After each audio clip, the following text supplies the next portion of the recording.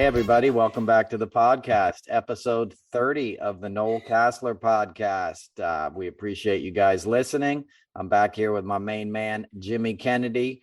We're going to get into it here in a minute, but let's say hi to Jimmy. Jimmy, how you doing today? You got your blue Indiana colors on?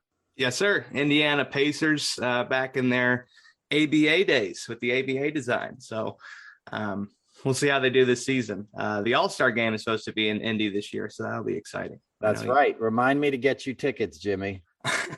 Yeah, got to get to the All-Star game. I'll hook you up, man. Those are my homies. It's like my family that does that show, the halftime and all that stuff. So we'll find something fun for you to do.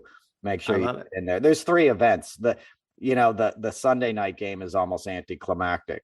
The rookie game on Friday night, and obviously the slam dunk contest is really fun on Saturday night. By the time you get to the All-Star game, you're pretty burnt from doing that. The difference is between the Super Bowl and the All-Star game weekend.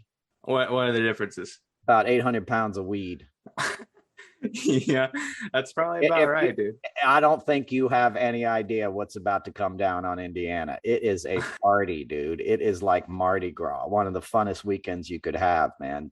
I was sober doing them all, but it doesn't matter. It's just a good time. People come to celebrate, and it's a really good time. So the Super Bowl was lame when we were in Indiana. Let's be honest. It was freezing rain. It's kind of a boring town, but the NBA will bring its own flavor. So you guys will have a good time. Oh yeah, of course. All right. So let's get into it. Not to diss Indiana, now we're going to get letters, but hey, Jimmy, I was at my theater yesterday that I'm playing next, the Wall Street Theater in Norwalk, Connecticut. This theater is killer, bro. It's been renovated. It's beautiful, great lobby, great facade, incredible stage, incredible house with a couple balconies and stuff. So I'm playing there November 18th. It's a Thursday night. It's election week. It's going to be a really good time. I'm going to bring the fire. If it's anything like Annapolis, man, don't miss this thing. If you're a fan of the podcast and you sort of like my take on things, come on out to a live show, because it's not, it's funny. It's not me ranting, it's fun, but there's a message in there too. But I humbly ask you to attend November 18th, Wall Street Theater. So that being said, there's a lot to break down this week. I guess we should work backwards. It's like you got another Trump rally today in Georgia, which is just insane. And people camped out overnight to attend today. They were showing up yesterday, which shows the cult-like nature of this guy. Rural and semi-rural and sort of suburban white America that fell for this dude had no chance. Okay. And I know a lot of these guys. If you sort of got your learning from your grandpappy and your pappy, and the whole thing was jingoistic, waving a flag, we're hardworking Americans, the immigrants are coming to take your job, if that's the reason you think there's 3 broken down cars in your front yard, you don't have a chance at a 75-year-old from Queens who was doing mob business for 30, 40 years, because Trump can spot a mark from a mile away, and these guys are making it easy for him, and they're being manipulated so hard now. It's embarrassing. I often wake up and I'm just embarrassed that I'm part of this country. To be honest, and there's a lot of good people here. It's fucking embarrassing. People are stupid, and Trump is like the king of the stupid. And the scary part is what you see happening at all these board meetings across the country. I just watched a fresh batch of videos from this week, of these people disrupting, or trying to break into school board meetings and standing outside the door and screaming. That's weaponized hatred. Those guys, it goes beyond Trump. Those guys have been weaponized by Putin and Facebook, right? And we learned this week that Mark Zuckerberg cut a side deal with Jared Kushner over dinner while Trump was in the White House, that they wouldn't put any kind of disclaimers on political ads on Facebook, on all this conspiracy shit, in exchange for a lack of any sort of oversight. So Mark Zuckerberg cut a deal so he could retain his $1 billion, who also, by the way, in a settlement they had to pay out, paid an extra $100 million so Mark himself wouldn't have to testify or be liable, or get deposed or anything. So his own shareholders are suing him for that because he basically overpaid to protect himself, in a legal settlement. So, Mark Zuckerberg is a Bond villain.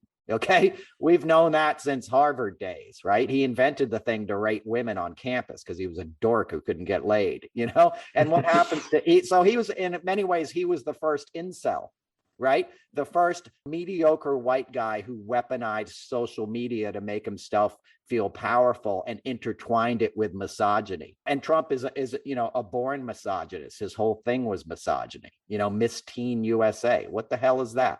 You're going to fly in 15-year-old girls from all over the country, put them in a bikini at Atlantic City, and get middle-aged men to judge them and say which one they think is the winner. You know what I mean?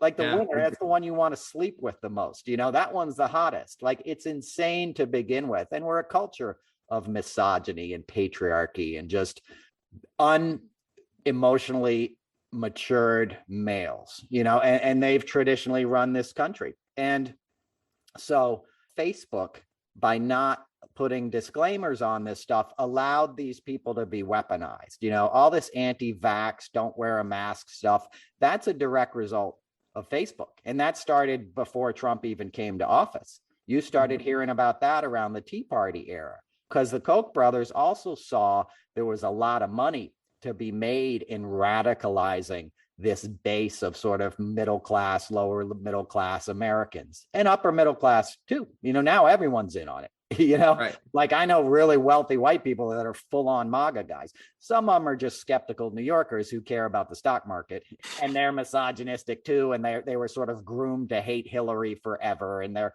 sort of quietly racist. They're like New England racist. You belong to a nice country club and you just don't hang out with any people who aren't other white wasps, and you don't consider yourself like a shit kicker racist, like putting on a hood like they do down in Indiana, right? One of the capitals of the KKK. I guess I'm going after Indiana today. But my point is, this stuff was weaponized, and now these guys are soldiers. Okay. These people that are attacking these school board meetings, these idiots that were in Arizona the other day, still having these rallies about the recounts. Right. And Trump lost. Like, the only result of that was that Biden got more votes. You know what I'm saying? Yeah. But that's where we're at, Jimmy. And it's dangerous. Okay. And anybody who's asleep on it right now is going to be in for a rude awakening during the next election, the congressional, and God forbid, the presidential election that's coming in 2024. I mean, I shudder to think about the hell that this country is going to go through. I think the thing that really concerns me about the whole Facebook debacle is, like, you had the micro targeting that we've talked about on this podcast before with Jared Kushner getting his friends from Silicon Valley to target specific sections of the country, right? This wasn't an onslaught that went to 300 million Americans and only 10 million of them bought in. It was specific to an area because the GOP knows they still have the Electoral College. All they have to do is locate these little pockets. And instead of having to target, like I said, 300 million people, you only have to target 25,000 people and hope that 5,000 of them don't show up. That's how slim these margins are becoming. And if the popular vote were the determination of the presidential election, we wouldn't have to worry about that as much. But the Republicans know that. And it should be the popular vote. Having it be the popular vote is the only way that we could really defend now against sort of claims of voter fraud. Because part of the problem is that you can't say that the Republicans cheated now, which I believe they did in many districts. I don't think Lindsey Graham has won a fair election in a long time. I have questions about Mitch McConnell, but you raise those questions and now the Democrats will attack you. You sound just like QAnon. You sound just like conspiracy. When in reality, like, the Republicans have been cheating in elections since 2000, right? Gore, Bush. 2004, Diebold, whatever the company's name is, like, promised to deliver the election for Bush in Ohio. It's a conservative Ohio-based company that's now changed its name, but they make a lot of these election machines, right? So the Republicans were pulling hinky stuff. Governor Kemp, who was a Secretary of State, who made it an unlevel playing field for against Stacey Abrams. Ron DeSantis down in Florida. So these guys have been getting into office by cheating for a long time. And now you can't even call them on that because they got in front of that issue. And that's what Trump does. It's like the pedophilia stuff. Trump knows he's a predator. He knows he slept with underage girls. The people close to him know it. Putin knows it. He's got fucking tapes of it. from Trump doing it for decades and Jeffrey Epstein.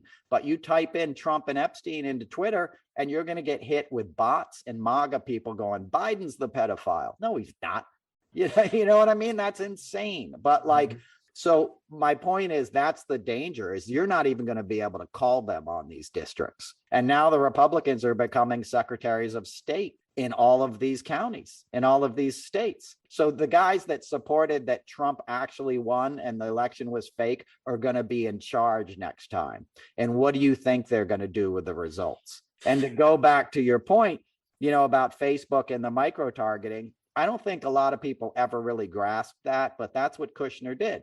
Kushner and Mark Zuckerberg overlapped at Harvard. Okay, they were there at the same time. They're 3 years apart. I think Kushner's 37, Zuckerberg's 40, but they were in the same era of Harvard guys that went out to Silicon Valley and made a fortune in social media, right? So Kushner called up those guys in 2016, as I've said often, and said, how do I get these guys in Michigan that voted for Obama, that work a union job, but also have a pickup truck and listen to Kid Rock and probably skew racist and play Call of Duty or whatever it is, you know, have a bunch of guns. You know, it's not easy to pick out who you got to target. And then they started hitting those guys on Facebook, you know, conspiracy stuff with that Hillary's running a sex ring and a pizza parlor and Hillary's emails and Benghazi. Trump killed 600,000 Americans as president. They don't mention it, right? But they mention Benghazi. Dudes have tattoos of Benghazi on themselves. You know what I mean? And they're weaponized in a way we've never seen before. We're in uncharted territory. January 6th looked, you know, was insane. And that was just the beginning. As I said at the top of the show, Trump's having a rally tonight. Okay. The guy who got thousands of people to attack the Capitol 8-9 months ago is having a party tonight in Georgia. You know, he should have slunk away in the distance. He should have been arrested on January 7th. Okay. He should have been perp marked out of there, perp walked, but they're not going to do it, you know, and everyone kind of knows they're not going to do it. You know, that's the scary part now, is that like people will say, oh, just hold on. Justice is coming. Justice will be served. No, he's 75 years old, dude. He already got away with this stuff. Even if you arrest him tomorrow, what is he going to go to jail for? 5-10 years? Do you know what I'm saying? The dude started raping people in the 70s. He started laundering money for the mob in the early 80s. The guy has been a scumbag forever, but he's basically untouchable. And a lot of people don't want to admit that at this point. They don't want to admit that the system that protects Donald Trump also protects them. Okay. And if you start pulling on that stitch in that sweater, the whole thing unravels. Right. So people are like, well, we kind of got to let him do that. Merrick Garland, all these guys, they're kind of like partial to the Federalist Society, Christopher Wray, all these guys. So they're just kind of like, well, what are we going to do about it? Let's just go back to the way things were. There is no going back to the way things were, Jimmy. Okay. Atlantic City doesn't get to be pre-Trump Atlantic City. After he goes there, opens a bunch of casinos, runs them into the ground, they have to demolish the buildings, and then they have big pits of empty land. That's what Trump has done to this country. He's pockmarked it. He's laid landmines from one coast to the other that will continue to explode. You know, people still die in Cambodia 40, 50 years after we stopped being there because we left the landmines in the jungle, and little kids walk over them and lose their limbs. Politically, that's exactly what he's done. That's what we saw with Afghanistan, a tripwire, right? That's what we're seeing with Haiti, right? How did 15,000 people end up at the border in Haiti? Because they were in Brazil working after the Olympics, and somehow somebody went down there, perhaps Jason Miller, who was just there 2 weeks ago, you know, and gave instructions for these guys to end up under a bridge in Texas. I think that's the thing that really concerns me, even about this January 6th, you know, House commission. Like, part of me has hope because you have Liz Cheney there, you have another Republican there. But then the other part of me is like, the GOP's involved with this. You know, how big of a scope of an investigation are they actually going to do? Because nobody on that side wants to rock the boat. Yeah, Liz Cheney believes in democracy, but she went along with practically everything else. You know, I don't see anything coming of it. You know? Yeah, nothing. Well, you'll find out. They subpoenaed these guys. If Mark Meadows shows up and testifies, if Kash Patel, Steve Bannon sits in front of Congress. He's such a narcissist that Bannon may do that because he knows, like his boss, there's no such thing as bad press and he's already been pardoned and stuff. The dude had a meth lab in Miami at one point. There's a great article on this house he was living in Miami. I mean, he's just scum of the earth. And the Haiti thing will go uninvestigated, right? We've moved them out of there now, but Fox News is still running these pictures, of these guys living under the bridge. We had one of the most despicable things I've ever seen in American history, which was the guys on horses with their reins whipping at fellow human beings. And a lot of people don't even understand Haiti. Haiti got its independence from France, and they had to pay reparations to France. They won their freedom, and France was like, okay, you can have your freedom, but you got to pay back all the slave owners for the money that they invested in you, essentially. And that's why Haiti's never been able to recover economically, and then they had all these corrupt dictators, Papa Doc and all these dudes forever. But it's the same sort of like colonial white supremacy racism that has screwed the beautiful people of Haiti forever. And my grandparents built schools in Haiti, wells, host all these Haitian priests and stuff all the time.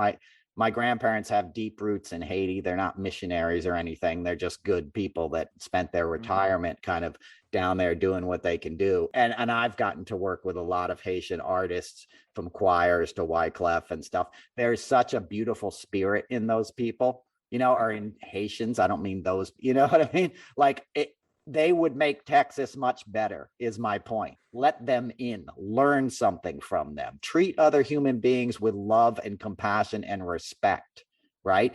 Go beyond the programming of they don't look like me, can't let them in here.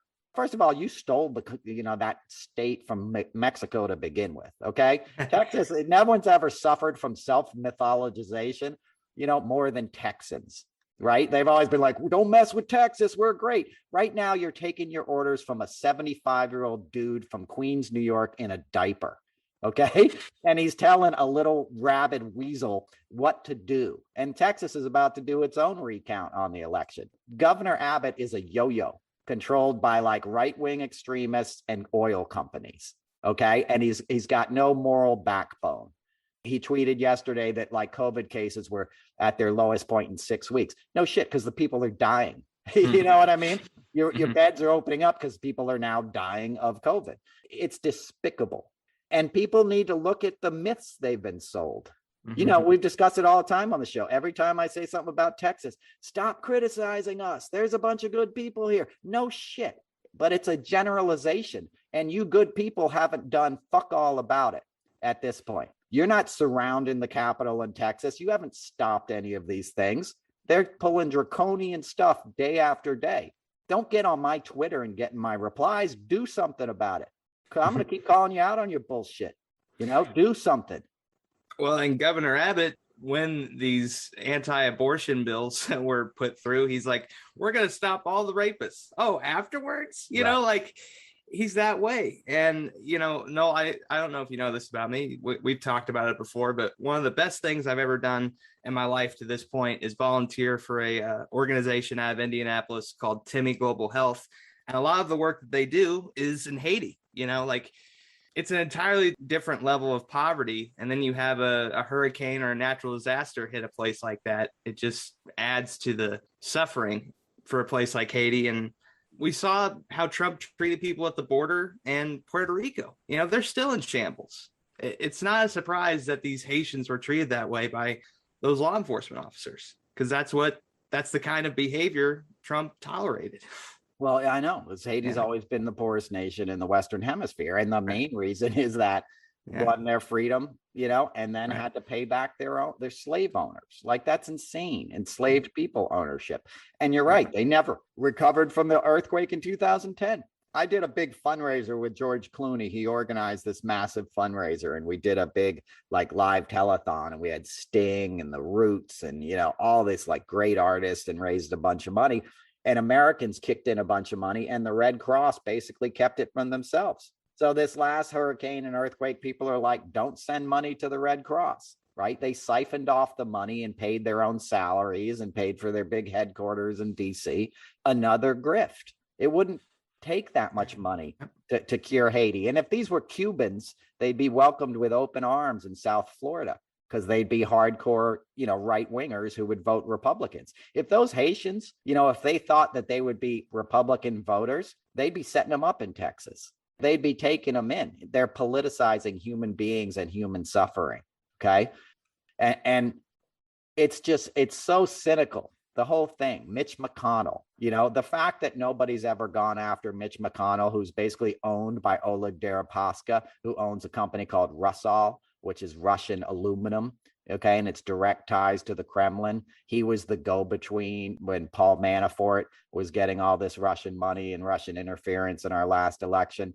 The two guys who voted to not put any further sanctions on Russia were Mitch McConnell and Rand Paul, from Kentucky, because they're promising to open a factory, which is yet to open in Kentucky, but it pumps money into the state. And Mitch McConnell knows he's untouchable.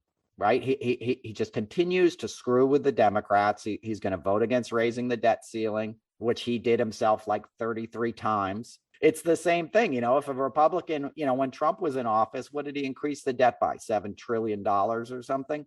And their buddies all took it. Steve Mnuchin and all these guys cut themselves fat checks and rode off into the sunset. And we got to get angry as Democrats. And I don't mean this anger of spittle and flecked MAGA idiots showing up as Karens in CVS, but we need to get intellectually angry and examine a country that has created so many dumbasses. We always laughed about this stuff, but it was never funny. It's not funny to let Reagan do what he did to this country and defund the arts, deregulate mental institutions, and create homelessness, to allow the NRA to become a terrorist organization, warping the minds of Americans. You don't need guns. You don't need guns in the numbers you have them. You don't need weapons of war, right? There was a mass shooting this week, got zero coverage. It was in Tennessee. Somebody walked in, shot 13 people in a Kroger. One person died. It wasn't in a single Twitter feed of mine, because we've been only one person, right? It's a mass shooting. It should be horrific to every sentient being. But we've accepted it. And that's the point I'm trying to make is that Trump knows that he'll wear people down. And eventually you will accept these things that at one point were unacceptable. That's what happens in addiction, right? If you're an addict, an alcoholic, and a drug addict, you think I'm never going to do that. And then you find yourself doing that, right? It's a moral degradation. And that's what's happening to this country.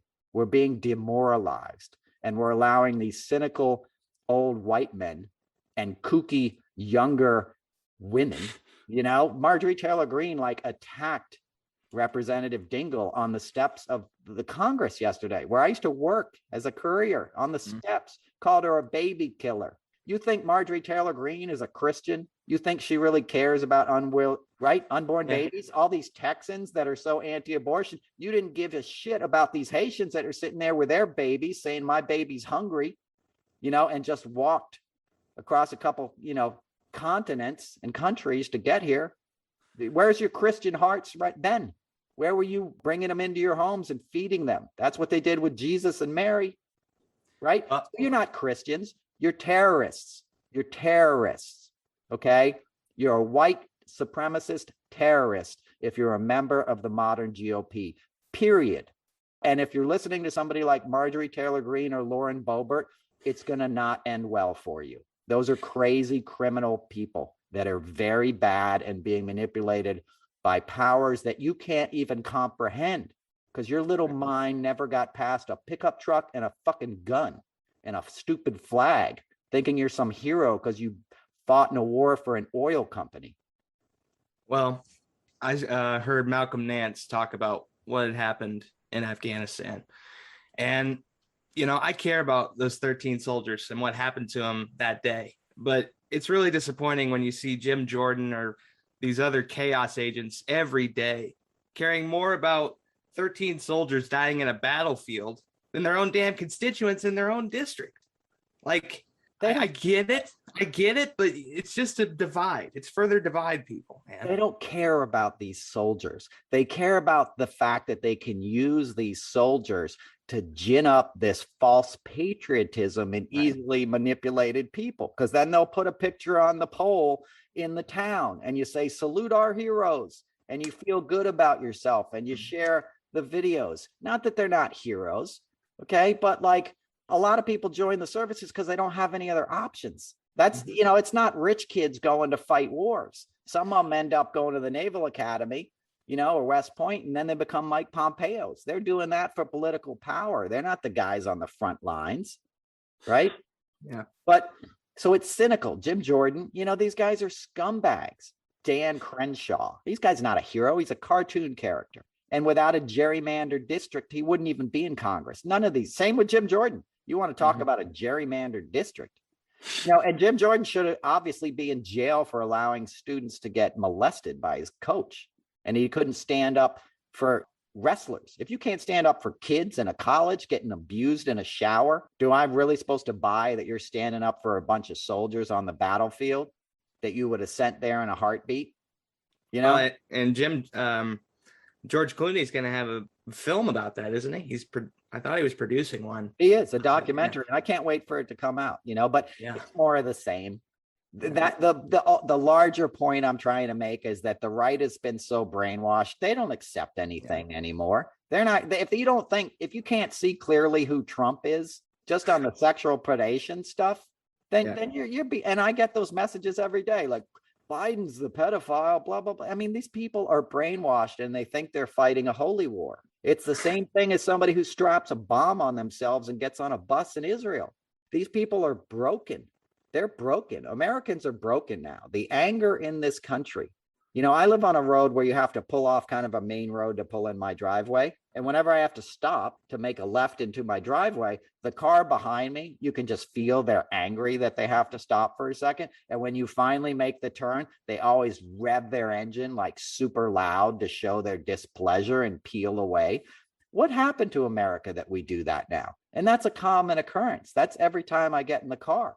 There's no more like, hey, that's my neighbor. That could be my grandmother. That could be my kid's teacher turning into that. You know, why don't I wait 30 seconds? No, it's this aggressive, toxic, you got in my way. Anger. This thing that used to just be reserved for like getting on the subway in New York City is now like, dude, you're pulling into Party Central in a suburban strip mall. Like, what are you so mad about? You know what I'm saying? But it's that anger. You know, that is a sickness and a disease in this country. And Trump is a master at exploiting that. And now there's 1,000 Trumps, right? There's Trumps everywhere. And the more they scream on videos and stuff, the more likes they get, the more coverage they get. Nobody knew who Lauren Boebert was a couple years ago. Now she's a household name. She didn't even she got her GED. She can't spell impeach. You know what I mean? And she's bought by an oil company. She's only there to allow like mineral interests to take over in Colorado. She's selling out a state of natural beauty for fame and fortune. And we're letting it, and people are cheering it on, you know, and also people on the left, they don't really know what to do about it. Donate to me, make another video, I'll fight back. Nope, you're just part of the same thing. We haven't found the solution for this yet. And we're looking to old ways to solve this. It ain't going to happen. The people who have so much faith in the Justice Department tend to be older white people, right? Well, and it wasn't like when A.G. Garland walked in, you know, he cleaned house with the DOJ. He kept most of the people there. You know, and just personally, I knew the country was broken when you had a kid wheelchair bound begging his school board to allow him to go to school so that he could learn. People with disabilities shouldn't have to beg for an education and have basic common decency, not just for themselves, but for their classmates. You know, like the things we're asking for is fulfilling the social contract that our country promised us when we were born here. It's nothing more than what anyone would expect from a decent society. Yeah, but they view it as an entitlement, Jimmy. Right, because they're only entitled to an education as a white man. Right, I know. You know, I mean, it's we're in a dangerous place. It can't be exaggerated anymore. We're there. No, it's scary. It's scary. It's as scary as the ghost story I told last week, which apparently the viewers liked, you know? Yeah. Have you ever seen The Exorcist, Jimmy? Only parts. And I saw it when the head turned around 180 degrees. So that's still scarred in the memory pretty good. That thing, the Exorcist was filmed in Georgetown, the movie, right? The William Friedkin movie. Yeah. But the actual Exorcist was based on a real thing. And it was something that people believed really happened. And I lived in the town called Mount Rainier, Maryland, where the real Exorcist happened in the late 60s. And it happened to a kid. It wasn't a boy who apparently moved to Ohio and stuff. But obviously, right? But this was the lore of the town. So when you lived in Maryland, in the late 70s, early 80s, you always heard about the real Exorcist, or if you were near there, you did. So I moved to that town in 7th grade, and I went to like cotillion at this Catholic church where the real priests performed this thing in the late 60s. And it was a boy. As I said, it was like a teenage boy, and they thought he was possessed, and 2 priests from the local parish, diocese or whatever, went and performed an exorcism. And I'm not saying that part's real, because like, really, the devil, you know what I mean? Like that's all superstition stuff anyway. But this was a real story in this town, right? And apparently, like, they performed the exorcism. The house that it happened in burned down like the next day. And it was on this plot of land that was considered hallowed ground when I lived there. We're talking 1983 or something, 82. And everyone knew like that was the Exorcist house. So when I moved to this town, I had some friends who lived across the street. I remember sitting on their porch and being like, is that the Exorcist plot? I was like fascinated by it. And they would tell me the stories. And like, so the 2 priests performed the exorcism. One of them had a heart attack, like performing the exorcism. And died, right? Then the house burned down. Then the other priest didn't speak about it again for like 15 years. And then he spoke about it at Sunday Mass once, like 15 years later. And then like he died, like in his sleep that night. So the whole town was like freaked out about this, okay? So I had a friend. I moved to this town in like 7th grade. It's right on the border of DC. And I had a friend who came to visit me from my old neighborhood, my best friend, Abdullah. And he came to visit me, and I was like, hey, you want to go see the Exorcist house? And it was like this time of year, it was like October. There's no leaves on the trees. It was like spooky. This town is like old Maryland, kind of, old little Victorian homes and stuff, kind of just time forgotten stuff at the time, so it was already kind of spooky. And I was like, let's go see the Exorcist house. And it was dark, it was like 7, 8 at night. And I walk him up there, and we're across the street, and I'm like, there it is, dude. There's the plot of land that it happened on. And he was already freaked out. And I was like, let's cross the street. Come on, let's get a little closer. And I get him to cross the street. And the plot was like stone walls, and then this just grass that people didn't even mow, just like weeds and stuff. And I get him across the street up to the wall, and I'm like, check this out. Isn't this creepy? And he's like, man, we should get out of here right now. I was like, let's walk up on there. And he's like, no, dude, no. And I'm like, come on, let's climb up on there. He's like, no. And I hop up on there. And I'm like, Satan, come into me now. And he freaked out and ran like 3 blocks, whatever. He was like 3 blocks in 40 seconds. He was just screaming and running the other direction. It freaked him out and scared him so bad, So that's Power of Christ compels you. Exactly. So would you be scared in that circumstance, Jimmy? 100%. You're never seeing me again. Exactly. That's how my man was. He was back. He ran all the way back to my house and was just like, you motherfucker. But I thought it was funny, and because I'd already seen ghosts and stuff, like I'm not really scared of that sort of thing. And I certainly don't believe in the devil, but they believe in this town, they did. Yeah. So, and The Exorcist is probably the greatest horror movie ever. You should watch it if you like that stuff. It's pretty scary. It's been a long time. Yeah. I watched This Is the End, where they do a parody of that scene, Nice. And Power of Christ isn't that compelling. They like make fun of it and all that. We talked about reincarnation last week. I have a quick one. After my grandfather died of cancer, everybody started seeing praying mantises everywhere, in a couple weeks after my grandpa had passed. And one day my grandma gets in her car, and there's a praying mantis on her windshield, right? And she drives, gets gas, goes to bingo, because that's what she would do after my grandfather passed. Stayed on her car, and then she gets done with bingo, ends up winning, and there's a praying mantis on her bingo card. And then a couple weeks after that, my aunt bought a new house. There was a praying mantis on the mailbox.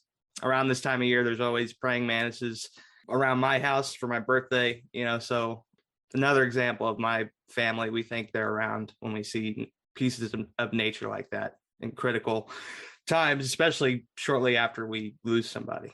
So Absolutely. Just wanted to share that with everyone. Yeah, man. And I love praying mantises. I have them all over my property, and they're deeply spiritual. They're praying mantises. Yeah, I just saw one the other day. Last year, one of them crawled on my head, and I did a video and put it on Twitter of the praying mantis. That was going to be my original podcast host, was going to be a praying mantis, and they come and hang out at my studio and stuff. You should watch their heads, how they move. There's such intelligence in nature. People think like, oh, humans are the only smart creatures. It's not even close. An octopus is like incredibly complex. It's like an elephant or something. All of these creatures are, from chipmunks to bugs to butterflies, ants. Step on an ant and see what the other ants do. They go and freak out and get the body and bring it back to their thing. Like if it has eyes and it's moving, it's the same sort of thing. And even if it isn't, trees talk to each other for their root systems and stuff. Trees are living creatures. There's so much presence in trees. You should read Luna, Legacy of Luna. Do you know who Julia Butterfly Hill is? I haven't heard of her. Yeah, she's before your time. She's a hero who went and climbed up in this redwood tree that they were going to cut down, that this logging company was going to cut down, like this 200-year-old tree. So as a form of protest, she climbed up into the tree and stayed there for like a year. So the lumber company couldn't cut down this tree called Luna. And then she was in this old growth forest and got hip to the energy that trees have. Trees are living creatures. Trees are just as alive as you and me, Jimmy. And they have a lot of energy and stillness. Like I'm a tree hugger. In a literal sense, I will hug a tree because I can feel the energy. I have a tree out in my yard that's something like 1853. The house was built in 1853. And I'm assuming that the tree is pretty like not long after that, so this tree was on the property when Lincoln was president, and it's still growing, and it still has green leaves every spring, and it's still about to drop its leaves. And there's wisdom in nature. And when you lose it, I read this horrible article this week. In Brazil and Ecuador, they're cutting down big swaths of rainforest to build military bases now because they want oil companies to come in there, and they want to be able to promise them that they'll be protected, their economic interests. And that's just stunningly irresponsible and will be the death of our planet, because that sort of thing is happening everywhere. Climate change is on us now, and the rainforest is like the Earth's lungs. And we've been almost ceded that battle, right? When I was a kid, it was save the rainforest and stuff, and now you barely even hear about that, because you got Bolsonaro and all these dictators in the Southern Hemisphere now, because what Trump did is a global thing now. Putin didn't have to win the Cold War. He's won this war, in a way, or he's winning this war. He's allowing the sort of authoritarian oligarchy system to become very appealing on large parts of this globe. And it's being fueled by anger and disenfranchisement that isn't real. Do you know what I'm saying? Like people think they're not getting theirs, but they are. You wake up in the morning, you got yours. If the sun comes up and you're breathing, there's hope in your life. If your heart's beating, you got a chance at redemption. It's one day at a time. We should view this the way you view addiction. When you're trying to get sober, you don't think about like, well, how am I not going to drink at my wedding if I give up drinking today? No, you just give up drinking today. Your life becomes 24 hours at a time. What's the next right action I need to do? Where are my feet right now? How do I stay present? And that's what nature can teach us. Tree knows where its roots are. Trees sitting, a tree bends in the high winds. It doesn't get brittle and break off. It bends, it changes. And that's what we need to do. We need to understand that everything that we experience isn't necessarily out to hurt us, because a lot of this stuff is based on fear. That's what Trump and these guys manipulate, fear. Haitians are coming to, no, they're not coming to do anything to you. They're looking for a safe place to raise their kids and a decent place to live and work and contribute to a society. They will be heroes. Let them in, right?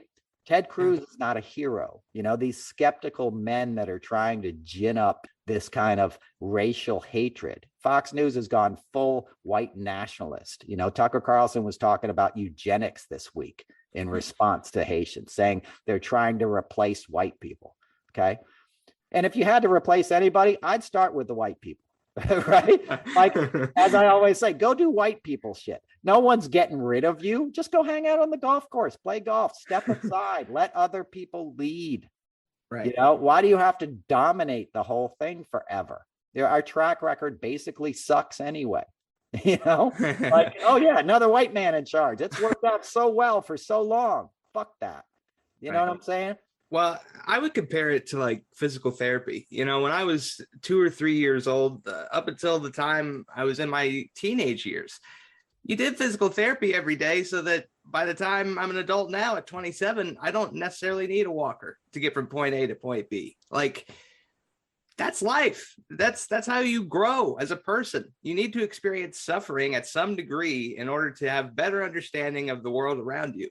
We've put so many people in cocoons of comfort, including adults. I saw some of those videos from the school board meetings, man. They're banging on the doors. They're children that never grew up. That's what happened. Exactly. That's well and it's as a 27-year-old, I'm looking at these 50 and 60-year-olds like, who the hell raised you? How did this happen to you at this point?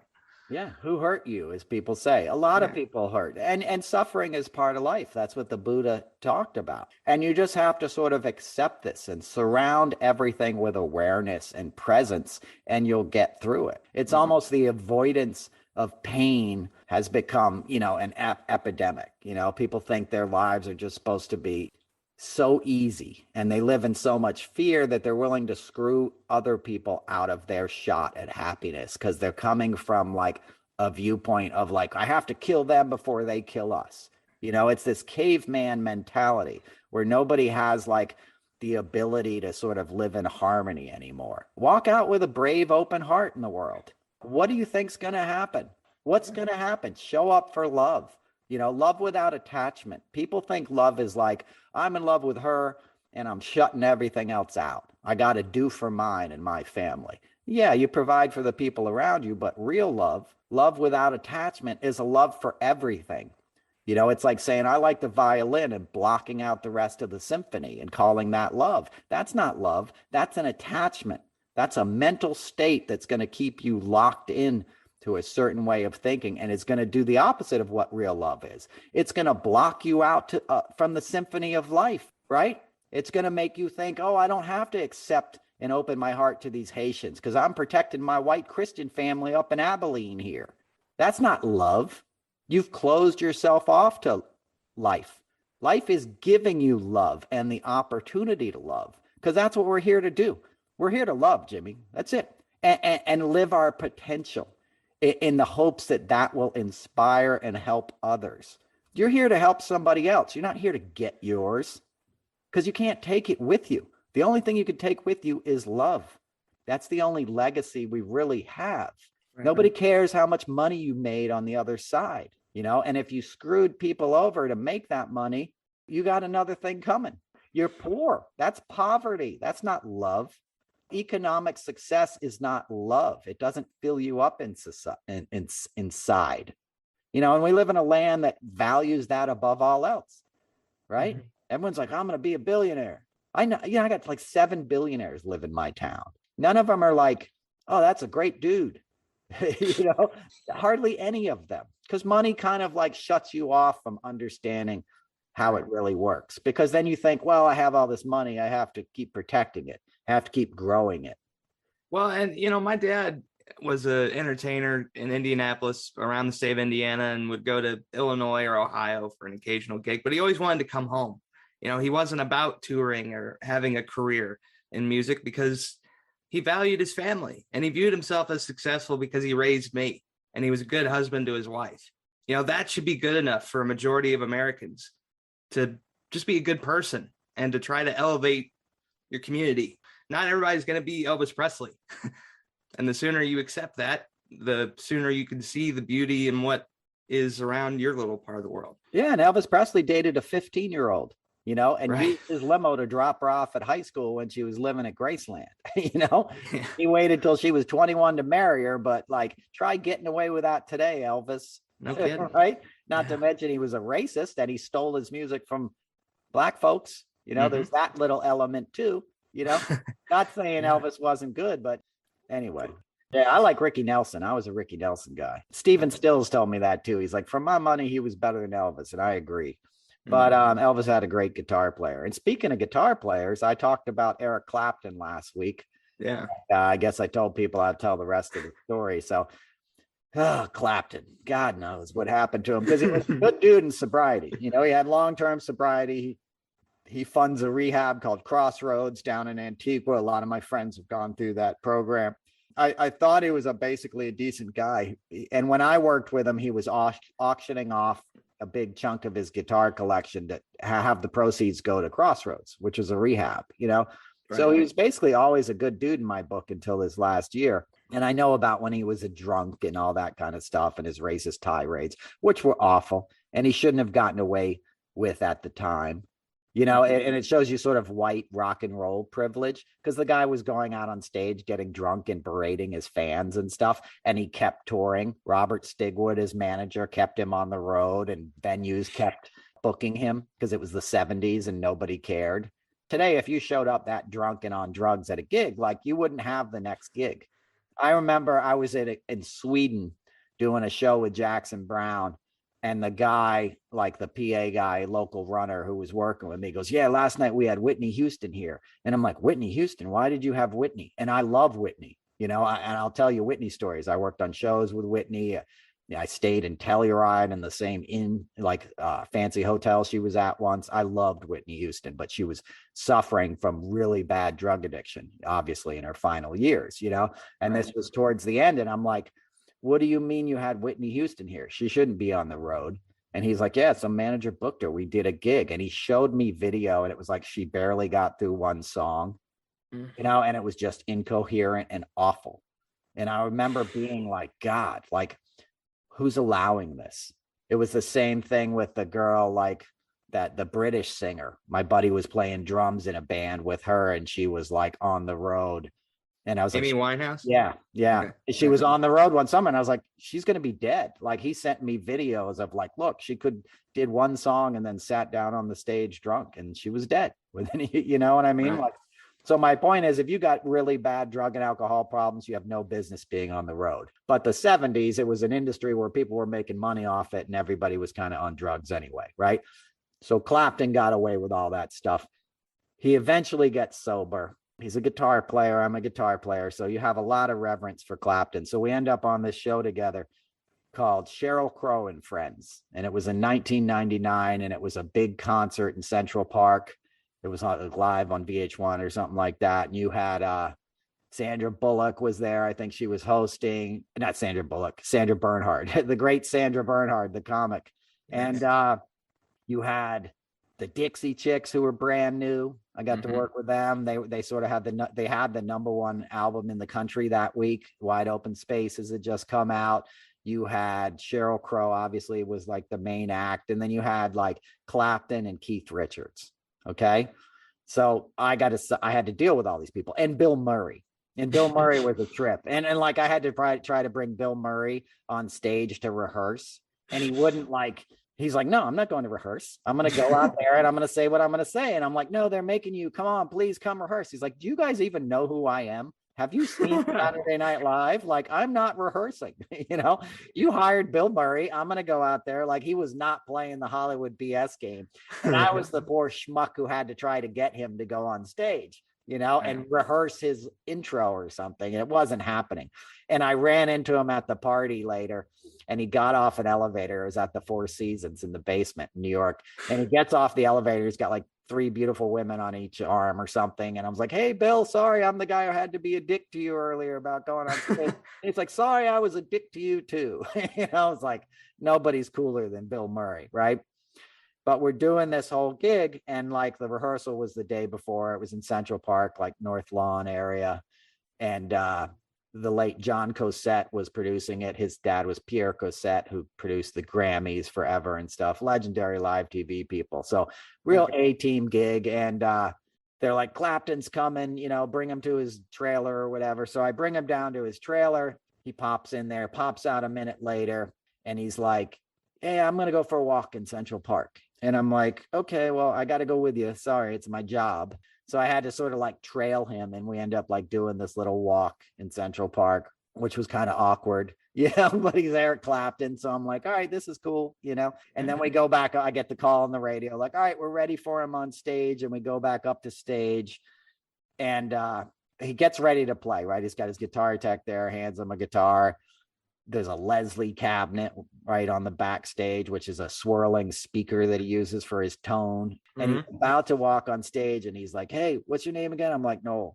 He's like, hey, Noel, I left my shirt down there in the trailer. You know, he had a t-shirt on, he had like an overshirt. And I said, oh, it'll be fine. And he looks at me like, no. I'm like, oh, you want me to go get your shirt? He's like, yep.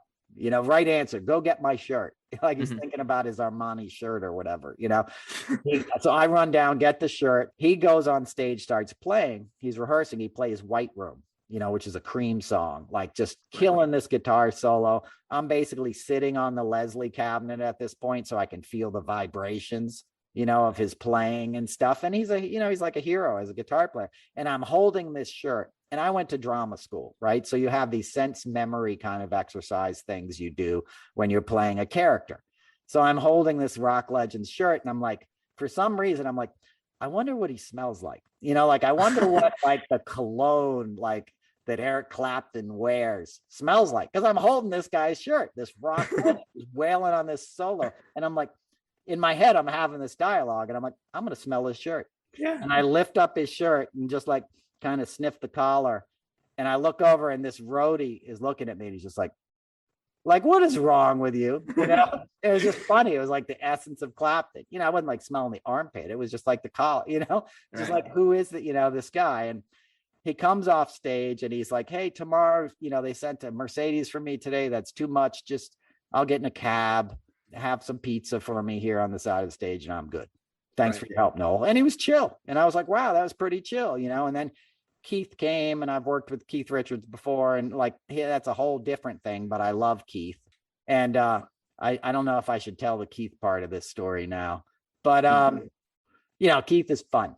Keith, like I had to give Keith an extra 5-minute warning to come out of his trailer on top of the 10 minutes to get to stage. And he finally comes out of his trailer, and he's like, he makes like an airplane, and he's like, wah, like flying around in this big circle. And then he flies over to me and puts his arm around me. And he goes, sorry, I just had to look at the park for a minute. I've done a lot of things here, but I've never played here before. And I was like, I'll bet you have. And he's like, ha, ha, ha. Like he laughed that I got his, you know, his pirate joke. And then I brought him up, you know, to rehearse or whatever. And this was like the second night, and Clapton was back, you know, at this point. And Clapton was sitting on an amp case on the far side of the stage, right? And I brought Keith up like stage left, Clapton's backstage, you know, stage right.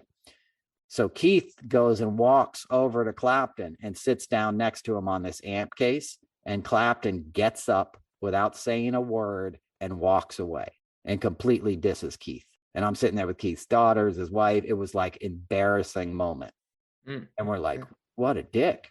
And then they ended up getting in a fight, basically not physical, but like argument. Keith took off his watch that Clapton had given him at his wedding and threw it at Clapton. It was just like, screw you then, man.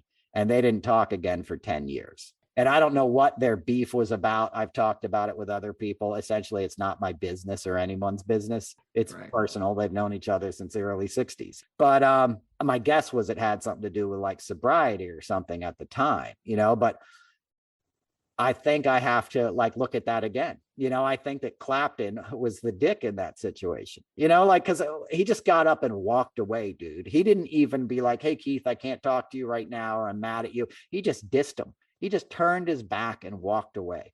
To Keith Richards, who's like the coolest guy in the world. Keith is the most down to earth of the Rolling Stones, you know, besides Ron Wood. But Keith is just like a man's man. He'll treat you like you're just his best friend when you just met him, kind of. He doesn't have any airs. You know, when we would do the Rock and Roll Hall of Fame, back at the Waldorf, he'd be in there BSing with the guy in the bathroom, who worked at the hotel, just as much as he'd be BSing with my favorite Keith story at the Rock Hall when we did those old things, the old inductions, was Paul Simon was getting inducted for his solo career. Paul Simon's really long-winded, not your favorite guy to work with. I know he's a legend, but he's not. He's Paul Simon, okay? And so Paul's giving like this boring speech, and he's like 20 minutes into it, and everybody's kind of yawning.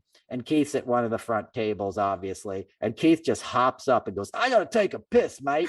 And just walks out of the room. And everyone's dying because it was just so droning on about Paul Simon thinks a lot about Paul Simon. You know what I mean? Yeah. So, but that's Keith, like, hey, this is rock and roll. This isn't like a lecture at Yale Literary Society. You know what I mean? But so Keith is the coolest guy, but I'd always wondered about that moment. But seeing how Clapton has behaved in the last year, I'm just like, whatever Clapton did, screw him. And the guy's obviously made some great music. Like, there's no question. He's benefited from that same misogynistic atmosphere of rock and roll. Some of his best work was taken from others and women and things like that. But that's the way it is. You know what I mean? That's the world we're living in. And now we're not going to accept that kind of stuff anymore. So I don't know what point there is to my story. It was a great party, by the way. The party after Sheryl Crow and friends, we did it in the Central Park. And Sarah McLachlan was there, who's one of my all-time favorite songwriters and just an incredible musician. And we're at the after party, and Jewel was there, right? And I had a crush on Jewel at the time, like who I still do, Right. But I'm like, wow, there's Jewel, and I'm talking with Sarah McLachlan. I'm like, I want to meet Jewel. She's like, I'm going to introduce you. I'll bring you over. And I'm like, oh my God, And she brings me over to Jewel and was like, hey, Jewel, this is my friend Noel or whatever, he worked on the show.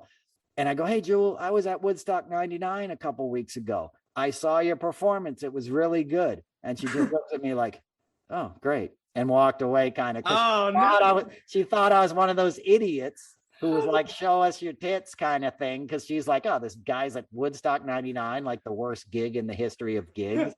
And I was trying to make the point because she tried to calm down the crowd. She berated these idiot misogynists, and I thought it was amazing how she kept her cool, and her dignity in that instance, and was still able to perform. Because as you saw, we discussed the doc, it was a nightmare. And I was trying to relay that, but I think I was probably 20, 30 at the time. This was 99, right? So I would have been 28, so she just saw me as like some knucklehead white boy who was at 99 and like smiling about what a great gig it was. So that's why Jewel and I aren't together to this day. Yeah, that's the reason, man. Yeah, that was it. Yeah. Oh man. Well, you got to meet her. That's more than a lot of people get to do. Absolutely. No, she's great. She's great. We're all great. You know what I mean? Oh yeah. And, so that's about it for this week. I'm looking for, these rock and roll stories. I got a lot of them, and I tell a lot of them in my live act. I do a lot of jokes, and then I kind of stretch out and tell some stories, the inspiring ones, because there's all kinds of great things that happen. And that's why I got in the music business and the entertainment business. I want to be inspired. That's what art does at its best. It helps us get through the day. Springsteen had a birthday this week. Springsteen is the master of that. The reason I'm in this business is probably Bruce Springsteen. I sat up at his concert in 1985 at the end of the Born in the USA tour, and he told this story about his dad when he came back from the draft board. And it was so intimate that I got goosebumps. And I was like, dude, I just met you. Like, why are you telling me this? I got that feeling like if you meet somebody at a bar and they sort of tell you something that's a little too intimate, you just met them and you get uncomfortable. And I got that feeling as Bruce is telling this story. And then I look around and I'm like, there's 75,000 people here. I'm on the upper tier, a giant stadium, and this guy just made me feel real emotion and real intimacy and real commonality. And I'm like, that's magic. That's what I want to be a part of, because that shows us our humanity. That helps us understand each other. And that's what we need now more than ever. We need to realize we're all part of the same thing. It's the right hand fighting the left, but we're part of the same body. If somebody who grew up like you can't go to school, Jimmy, somebody who is willing to prosper, despite the hand you were dealt. And you weren't asking for a lot. You just want equal access, right? You just want to be able to get in a wheelchair and go to school and not die, Yeah. That's not too much to ask, is it? Give me a chance. Yeah. Exactly. And to add on to your story, about Bruce Springsteen, my dad was my Bruce Springsteen, the most skilled, talented guy I know, and I have his namesake. So to say that, you learn from your heroes and your mentors, that humanity, I got to learn it from my dad, and he instilled it in me. So I'm doing it because this is what my dad would want for me and for everybody else. Well, there you go. I didn't really have that dad kind of relationship. I was always missing a dad in my life, kind of. So rock stars were my dads, the Jackson Browne, Bruce Springsteen, guys I looked up to, and guys that seemed like they cared about making this world a better place, and kicking ass while they're doing it, do it with some style. Let's have fun. It's not all, it's Saturday night tonight, baby. You know what I mean? Grab your girl, dance, forget about the week, and have some fun. That's what we need to get back to as a nation. We need to have some fun. We need to come together. If you want to do that at a comedy show, you can come see me on November 18th in Norwalk, Connecticut at the wonderful Wall Street Theater. Tickets are available on my website, noelcasler.com, and you can check out the link on my Twitter. And until then, we'll see you next week. Jimmy, what do you want to say to the folks? Check out jdkonair.com for all of my stuff. And my 27th birthday is going to be on the 30th next week. So DM me, wish me happy birthday. It's going to be a good time. Another year older, another year wiser. Things can change, folks. I was working at a gym a year ago, and now I'm on a podcast with Noel trying to build a product, So if you want your life to change, it can. You just got to be willing to have an open heart. That's all. There you go. Jimmy had an actual job a year ago, and now he's working for free on a free podcast. So dreams do come true, folks. I'm building it, baby. Slide into Jimmy's DMs for his birthday. I don't know what that meant, ladies, but I'll leave that to the two of you guys to figure it out. That's up to them. All right. Completely up to them. Damn. Like, it's my birthday, ladies. Slide into the DMs. Hook a brother up. All right. Jimmy's blushing, guys. I don't know if you can see it. Jimmy's blushing now. You can now. Okay. He's heading into his Saturn return, 27. That's when Cobain and all these guys, Jim Morrison and stuff. 27, it hits you. It is a Saturn return because you're no longer a kid. You're starting to come into adulthood a little bit. But it's a good year. You'll have a good time, Jimmy. We'll do many more episodes. But for now, this is episode 30 of the Noel Casler podcast. Thanks for tuning in. We'll catch you next week, folks. Be safe out there and take care of each other.